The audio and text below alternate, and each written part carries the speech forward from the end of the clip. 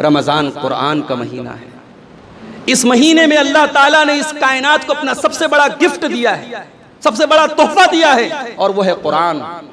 शहरु रमज़ान अल्लज़ी उन्ज़िला फ़ीहिल कुरान हुदल लिन्नासि व बय्यिनातिम मिनल हुदा वल फुरक़ान।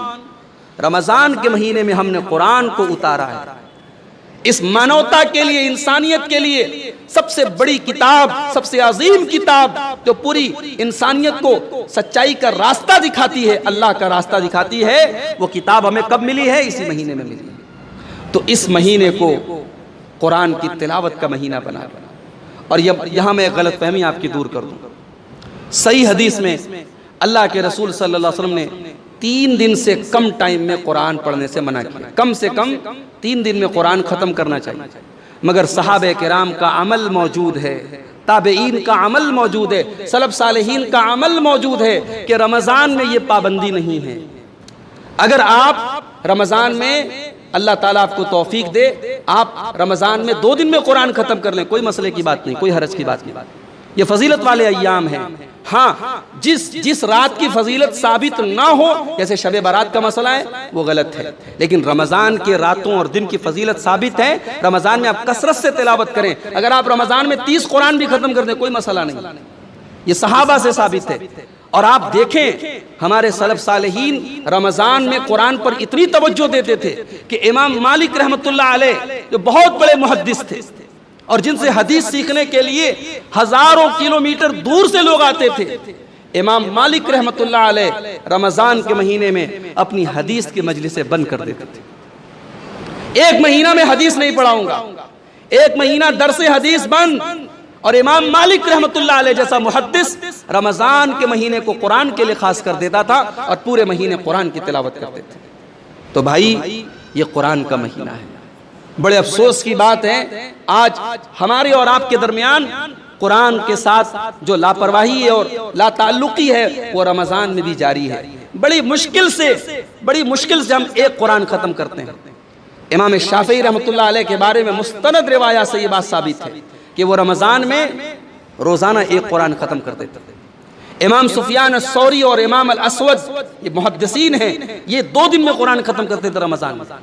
तो भाइयों, रमज़ान का महीना है।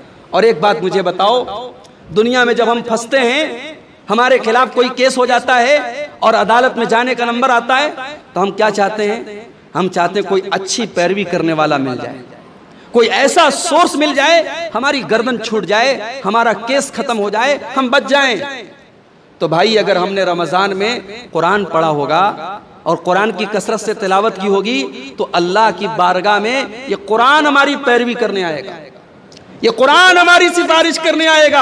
नबी अकरम फरमाते हैं, इक़राउल कुरान, कुरान पढ़ा करो, फ़इन्नहु याती यौमल क़ियामति शफ़ीअन लिअस्हाबिही, कुरान तुम्हारा सिफारिशी बन करके आएगा, कुरान तुम्हारी पैरवी करेगा अल्लाह की बारगाह में। और कुरान कहेगा कि अल्लाह, तेरा ये बंदा रातों को कुरान पढ़ा करता था, परवरदिगार तो इसे माफ़ कर दे, परवरदिगार तो इसे जहन्नम से आज़ादी दे दे। तो कुरान हमारे हक़ में सिफारिश करेगा। भाई, कसरत से कुरान की तिलावत करो। मुल्क का माहौल आप देख ही रहे हैं। अभी कुरान की 26 आयतों के मुतालिक मसला आया था। एक शख्स ने, एक बदबख्त ने सुप्रीम कोर्ट में अर्जी दायर की ही थी। एक दूसरा मसला सामने आया, दिल्ली के अंदर बाकायदा प्रेस क्लब की मीटिंग में, यानी एक जिम्मेदार मीटिंग में, एक जिम्मेदार जो है नशिस्त में, एक गैर मुस्लिम जो है वो हमारे नबी के हक में बदतमीजी करता है, हमारे नबी के कैरेक्टर पर उंगली उठाता है। तो भाइयों, मुल्क का माहौल बेहद खराब हो रहा है और इसको मजीद खराब करने की कोशिशें होंगी।